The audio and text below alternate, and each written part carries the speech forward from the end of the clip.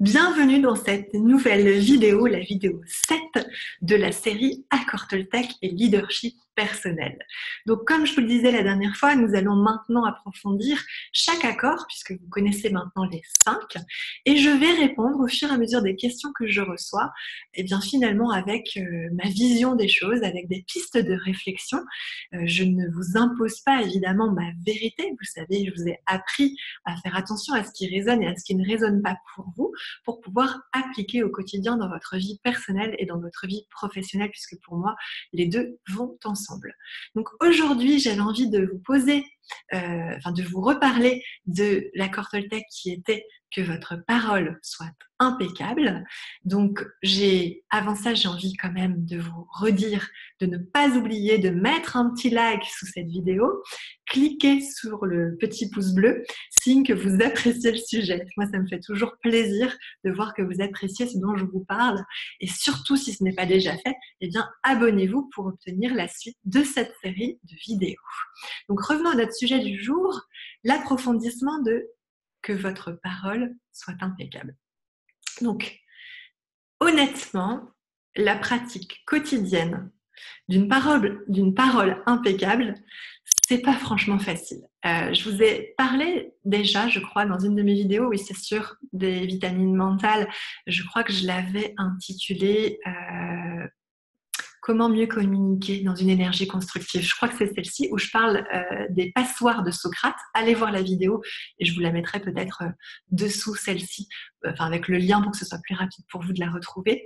Mais j'ai envie que aujourd'hui et les jours à venir, que vous puissiez vous concentrer sur les mots que vous utilisez, sur les mots d'un jugement peut-être, et observer l'impact de ceci sur l'ambiance générale. Testez ça au bureau ou à la maison. Concentrez-vous sur les mots que vous utilisez, voyez leurs impacts.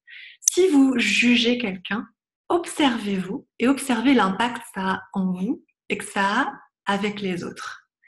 Comme ça, quand vous allez être dans cette honnêteté, qui n'est pas simple, puisque c'est toujours plus facile de critiquer les autres que de s'auto-critiquer soi-même avec bienveillance, mais regardez quels sont les jugements qui reviennent.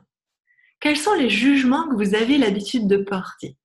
Parce qu'en observant vos jugements, ça va vous parler très certainement de vos blessures, enfin de ce qui vous permet de juger comme ça, parce que vous savez, si vous me suivez depuis longtemps maintenant, que l'effet miroir des autres, c'est tout simplement qu'il y a des choses qui ne sont pas réglées en vous. Et si vous voulez être un leader d'impact avec une influence positive, vous devez commencer par vous regarder vous à l'intérieur dans vos mauvaises habitudes comme dans vos bonnes habitudes. Et les jugements peuvent vraiment être très négatifs dans votre évolution. Donc, racontez-moi. Observez-vous et racontez-moi. Ne vous jugez pas et surtout appliquez, implémentez pour voir à quel point les effets positifs, les bénéfices de cette application se mettent à l'œuvre, au fur et à mesure de l'expérimentation régulière. Donc, si ça change quelque chose chez toi, eh bien, note-moi en commentaire ce qui s'est passé, comment ça s'est passé, et surtout aussi continue de pratiquer avec régularité tous les conseils que je te propose ici. Encore une fois, ce sont des invitations et prends ce qui te convient et prends ce qui te plaît, prends ce qui te paraît le plus facile. Et encore une fois, attention au plus facile parce qu'on est parfois tellement ancré dans des habitudes qu'il est bon aussi parfois d'oser changer un petit peu ses habitudes et ne pas trop procrastiner dans le changement pour pouvoir sentir des nouveaux résultats. S'il n'y a pas de changement, il n'y a pas de nouveauté, évidemment. Donc, continue en tout cas, et je continuerai moi de mettre en ligne des vidéos en fonction de mon inspiration ou des questions du jour. Et surtout, partage si tu penses à quelqu'un autour de toi qui aurait besoin également de ces conseils. Voilà, je te souhaite une très belle journée ou une très belle soirée en fonction de l'heure où tu regardes cette vidéo, et je te dis à tout bientôt pour un prochain épisode.